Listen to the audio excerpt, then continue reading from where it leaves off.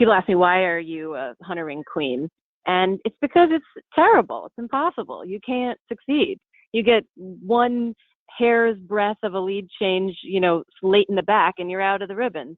You slightly quick to the first fence and a tiny bit deep, and, it's almost like you didn't exist.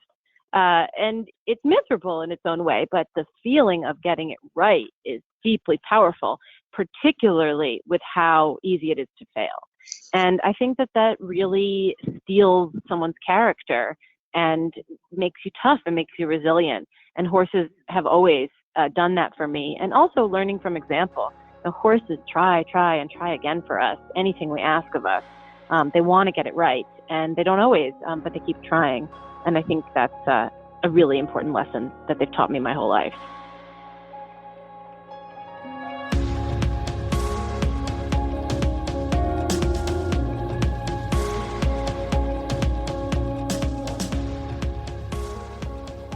Welcome to the Practical Horseman podcast, featuring conversations with respected riders, industry leaders, and horse care experts. The show is co-hosted by Practical Horseman editors, and our goal is to inform, educate, and inspire. I'm Sandra Olenek, and this week's episode is with New York Times staff reporter Sarah Maslin Nir, whose book, Horse Crazy, The Story of a Woman and a World in Love with an Animal, was released earlier this month. In our conversation, Sarah describes her book as a reported look at obsession, the world's obsession with horses as well as her own. Through solid reporting, Sarah allows readers to live vicariously through her first-hand exploration into lesser-known corners of the horse world. These include the long-buried legacy of Black American cowboys, the adorable but powerful Marwari horse Vindia, and an up-close look at how imported warmbloods are flown across the ocean in a 747. Woven throughout these stories and more are personal anecdotes and reflections of how she fed her horse fix growing up in Manhattan to non-horsey parents. To give you more about Sarah's life as a Times reporter, she was a finalist for the 2016 Pulitzer Prize for Unvarnished, her investigation into New York City's nail salon industry. Before becoming a staff reporter in 2011, she freelanced for the paper, reporting from West Africa, the Alaskan wilderness, post-earthquake Haiti, and wildfire-ravaged California. Sarah graduated from Columbia University and earned a master's at the Columbia Graduate School of Journalism. As for her current horse life, she owns 3 horses and competes in the adult amateur hunter division on Stellar, her gray Mecklenburg. Appropriately, when she and I spoke over the phone in July, she was at a New Jersey competition with Stellar. One side note about the interview.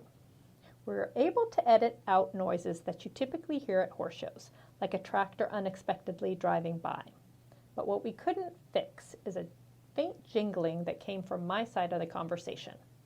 I wish I could tell you what it was, but I can't for the life of me figure it out. I apologize for the slight distraction, which fortunately mainly occurs when I'm asking questions.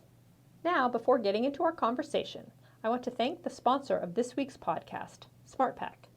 Due to the challenges of modern horsekeeping, many horses can benefit from the support of supplements to help them look and feel their best. Every horse is different, so SmartPak has made it easy to create a customized supplement program for your horse. With over 350 supplements available and a team of horse health experts on staff to help you choose among them, SmartPak is the smartest place to get your horse what he needs. Plus, Smart supplements are guaranteed to work when you order them in SmartPaks. If you don't see results in 2 months, SmartPak will give you your money back. Visit smartpak.com or call 1-800-461-8898 to learn more about how SmartPak can help you take great care of your horse today. Now, let's jump right into the conversation with Sarah, where she shares what prompted her to write Horse Crazy. So I'm a reporter for the New York Times, but I'm also a secret horse girl. And everywhere I've been all over the world that my reporting has taken me, when I'm finished with my story, I have sought out the horses from Senegal, West Africa, where I was covering terrorism, to California, where I was covering wildfires. When I'm finished, I always look for them. And in doing so, I collected the stories of all these animals. And I decided to write this book, which I'm describing as a reported look at obsession, but it's really the story of my own obsession woven through it. And how did you decide to make the book sort of a hybrid between these horses and their humans and sort of a memoir about your life and your experiences with horses? So I pitched the book actually as a story of horses, as their story. And I ended the pitch, this isn't my story. This is the story the horses have told me. And the pushback I got from Simon & Schuster, my publisher, was, no way, this is your tale. And then I realized how true that was, that horses, as I've learned their tales all over the world, have really told me my own and shaped my identity. So the hybrid came, I won't say quite naturally, because as a reporter, using the word I is just beaten out of us. We never read about ourselves. So that was pretty uncomfortable. But the story was always there because horses are my story. Now, each of the chapters, I thought this was fascinating, is named after a horse you have known, whether personally or sort of in a more general sense, like Briars or Misty of Chincoteague. Why did you decide to write it that way? Well, Sandy, you're interviewing me as I'm standing at Princeton Show Jumping, a horse show in New Jersey. I have the day off to take these calls, and I'm standing next to my horse, Stellar. And the reason why a chapter is named after each of these animals is because they're really chapters in my life. Amigo, the first horse I ever had, who was a free quarter horse passed off on me, gave me a sense of identity. As Stellar, who is a gray Mecklenburg standing right next to me now, he has given me my adulthood with horses and let me perfect the sport in a new way. So the chapters of my life are bookended by horses, so it just made sense. So do you have a favorite chapter or section of the book? One of my favorite chapters is called Swamper. It is about the erased history of the Black cowboys from the American narrative. 1 in 4 cowboys in the American West were actually Black, and the writers of our narratives as a country were white, and they didn't include these people. And so I sought out Black cowboys around the country who are trying to reinsert themselves in the national story where they belong. And that was really meaningful to me. As a Jew and a daughter of Holocaust survivors and an immigrant, I didn't think horses were mine. They belonged to someone else, and I was sneaking in. But the truth is, horses don't care what you look like or where you're from. They just care, as Monty Roberts says, that you're a safe place to be. And they don't judge, and they are inclusive. So I'm so glad that I was able to tell the story of horses being truly inclusive. Why do you think, Black cowboys were erased from our history? Well, I wrote the book over a year ago, and it's been in progress ever since. But that story of Black cowboys and my realization that I knew nothing about them and how wrong that was came when I was a 20-something bicycling through Harlem, New York, and I saw some horses, believe it or not, in the middle of the river, in the middle of the Harlem River on an island. And I pedaled over the footbridge and began that day working for Dr. George E. Blair and his wife Anne, who run the New York City Black Rodeo. And their life goal has been to write cowboys of color back into the story where they belong. And look, history is written by the victors, and they tell the story that they want it to be.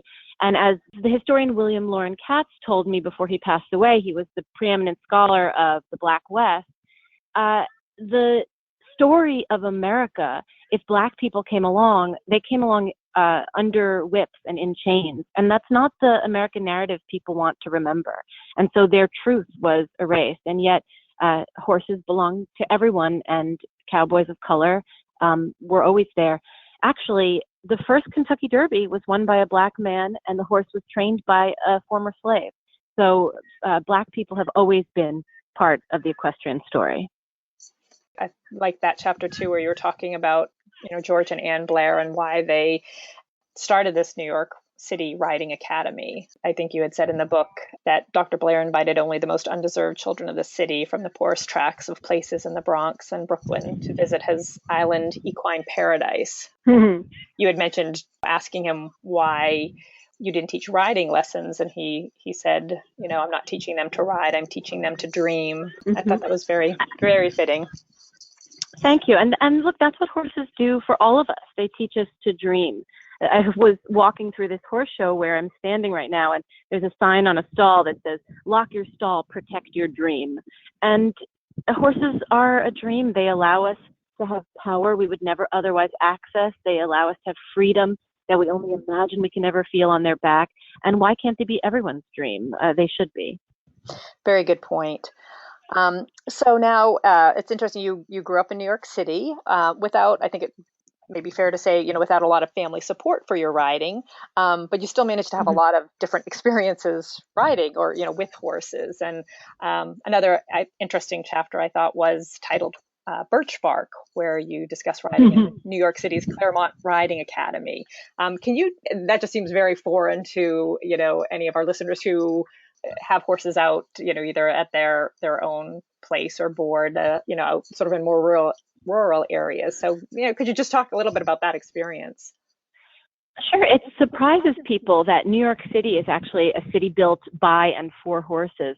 The width of the avenues is the width of 4 horses abreast pulling a hansom cab, which is what was a New York City taxi when my city was new. And there are troughs and tureens at various places all over the city where animals once drank. And believe it or not, on West 89th Street was a vertical stable where the horses lived upstairs. That was Claremont Riding Academy. And I would arrive as a little girl for my riding lesson, and a call would go over the loudspeaker. I would ride an Appaloosa called Birch Bark, and they'd say, "Birch Bark."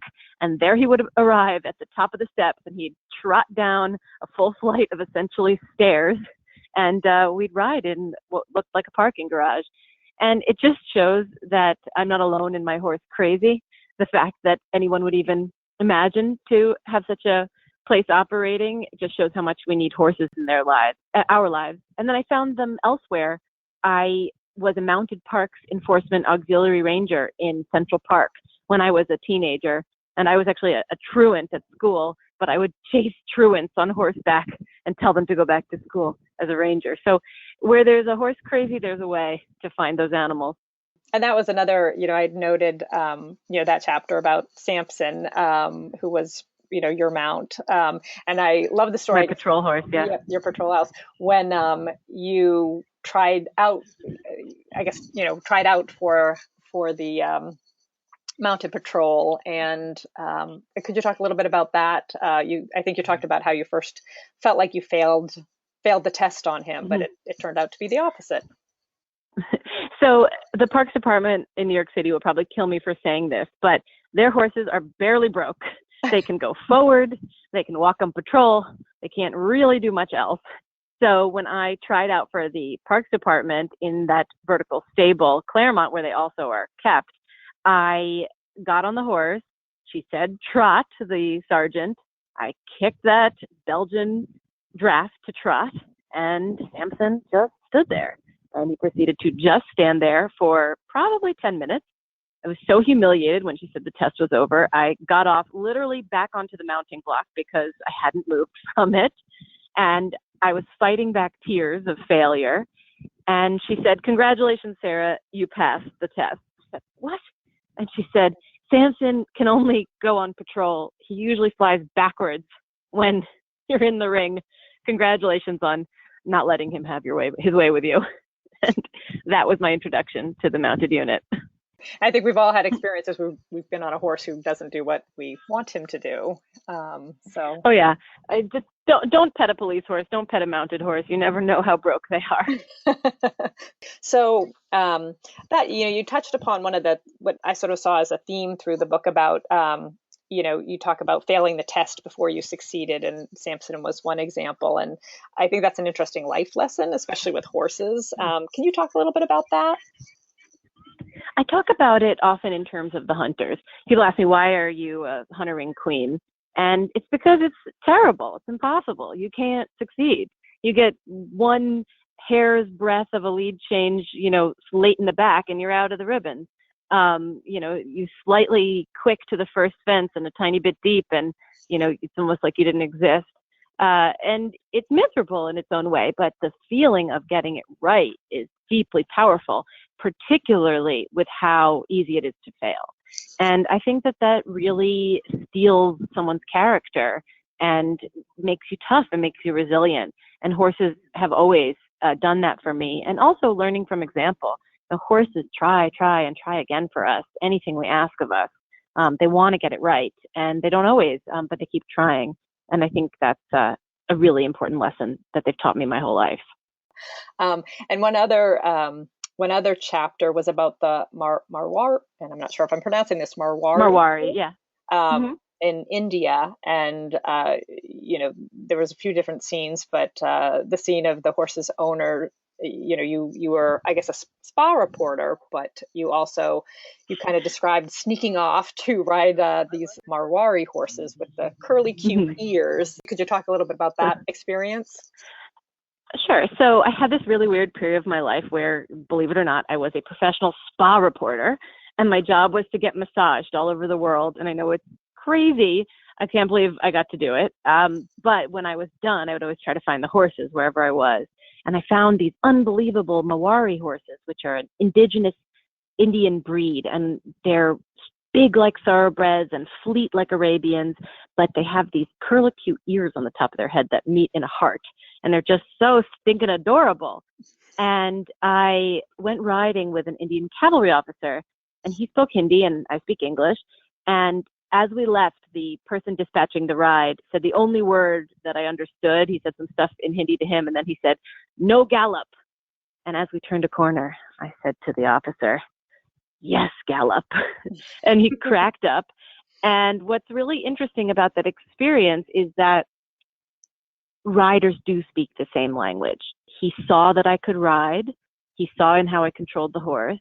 And the answer was yes, gallop. And we blasted through a marble quarry, probably faster than I've ever ridden in my life. I couldn't breathe. The air was so thick. It was almost like being in a car with no windshield, just the air hit me. And then he turned around and saw I was still on, and then we galloped faster. And it was really an incredible experience. But I think the best part of it was realizing, as I put in the book, there's an Esperanto of equestrians, a universal language that we both realized we were true riders, and that was all that needed to pass between us. And the conversation was with our horses and our bodies, and we flew. Yeah, a little bit, more personal. You also talked about riding your horse Trendsetter, Dutch Warmblood, at a competition at the U.S. Equestrian Team headquarters in Gladstone, New Jersey. And, you talk a little bit about Trendy throughout the latter part of the book, but you were in a flat class on a very hot August day, and there was a mishap where Trendy was transitioning from the canter to the walk, I think, and he stumbled and fell hard, and you got pitched, and he was somersaulting towards you, and then he twisted in midair and missed you. And you talk about how a lot of people, myself included, will anthropomorphize, but you also say you feel like Trendy saved you, and I thought that was I don't know, could speak to a lot of people, horse people. There's a tremendous risk among people who spend all of their time with animals to think that they're more than they are, and yet you can't deny that they are. So sometimes I try to be staunch, not talk to my horse in a baby voice because he's not a baby. And sometimes if I have a mistake with my horse at a fence, I'll pet him, and my trainer will say, "Don't pet him. It's just the wrong message for him." But in my mind, I want him to feel better about making a mistake, which is totally goofy. And so I try to stay away from these anthropomorphistic tendencies that we have. But then when I came crashing down at this horse show, really doing no more than a downward transition, this terrible accident, and my horse somersaulted, as I lay in the ground, I waited for his body to crash down on me because that's the direction we were going. And it didn't happen. And I looked up and I got up, and my horse was on the ground facing the total opposite direction of the trajectory of our fall, actually cast on a flower pot, like upside down like a dog. And he just lay there until we got a crowd of people to turn him over, and he was fine. And I just thought to myself, what happened there? How did I not get crushed by 1,200 pounds of horse? And then a lady came up to me and she said, you know, I was behind you in that flat class. I was getting checked out by the EMT. And she said, I watched that horse save your life. She said, he was coming down on you and he torqued his whole body the other way and threw himself into the fence. And I knew that's what had happened. I had seen it and I knew it in my soul. I locked eyes with him as he fell. And I didn't want to believe it because I didn't want to be sappy almost. But the truth is, I'm a member of his herd and he's a member of my herd, and you protect your herd. And that was a really powerful moment for me, realizing the level of connection that we can have with these animals. And Trendy is my heart horse, and maybe I'm his heart person. And then one more, and I think this would be interesting to Practical Horseman listeners, the chapter titled Cadillac Boy. You talk about how you flew with a group of horses, Dutch warmbloods. I guess, why did you decide to do that? And you know, what was that like? The journalistic impulse to figure out why and how things work is very hardwired into me. I always want to pull things apart and understand it. And here we are in America with these beautiful imported horses that so many people have and cherish. And I want to understand the mechanics of how do they get here? Where do they come from? So I actually got on a 747 and flew to Amsterdam for the express purpose of flying back that same day in that same plane, but this time with 9 Dutch warmbloods in the belly of the 747. And it was really interesting to see how horses are transported, how they come to America. And believe it or not, I think that the entire system works because of one simple, humble ingredient, which is hay. If a horse is chewing on a bale of hay, they can withstand turbulence, they can withstand cabin pressure changes, they can withstand being loaded onto an airplane. And it was my job as an equine flight attendant to keep my charges supplied in hay. And one of the sweetest parts was, as the landing gear deployed, I was actually standing in the cargo hold with the horses. So you don't take a seat at that point and buckle up. You essentially latch on to the horses and hang out with them to keep them calm. And I was in a shipping cube with 3 horses as we started to go down, and they didn't know what was happening to them, right? Their inner ears all of a sudden changed and they were sort of shocked, and they all crushed their heads into me the way a foal goes under a mother's udder for safety. And it was such a profound experience to realize that I had become their safety. And then we touched down and we were home. And they went back to eating hay, probably. They did. They immediately went back to eating hay. They were like, what is happening to us? Oh, there's hay. Yeah, I like that in the book too, how, you know, you kind of weave in, you know, about hay, and I think you spoke with Dr. Malinowski about how horses, or how and why horses are eating hay. Horses eat 16 hours a day, according to a Rutgers University study. I had to figure that out. I had to understand that. We all know our horses are ravenous at all times, but the science behind it, that they're just starving every minute, is just fascinating. And again, as a journalist, I love pulling threads until I can unravel the whole thing.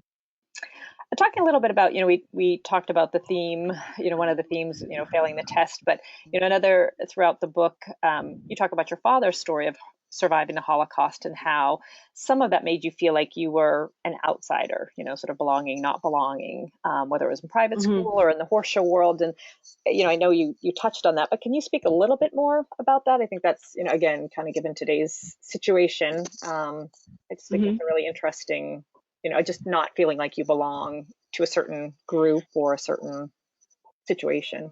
Yeah, the horse show world is necessarily exclusive just by dint of it being so expensive, right? Horses are the sport of kings. But there's another level in which it feels exclusive in the tropes that it centers around, the cashmere, the jodhpurs. That's become a signifier of its own world, invented by Ralph Lauren. Well, Ralph Lauren was actually a Jewish boy from Brooklyn called Ralphie Lifshitz. That's Ralph Lauren's real name. And it's interesting to me that I, as a Jewish woman, girl, felt like an outsider when in this country of immigrants, everybody's an outsider. And I constantly grappled with, am I worthy of being part of this? Can I claim this leisure activity of Jackie Kennedy and riding bred to death thoroughbreds across the Hamptons? Can I claim it? Can I find joy in it if it wasn't made for me? And I keep coming back to the lesson I learned, which is horses aren't exclusive. Horses care about one thing. And I'm repeating myself, but it's, are you a safe place to be?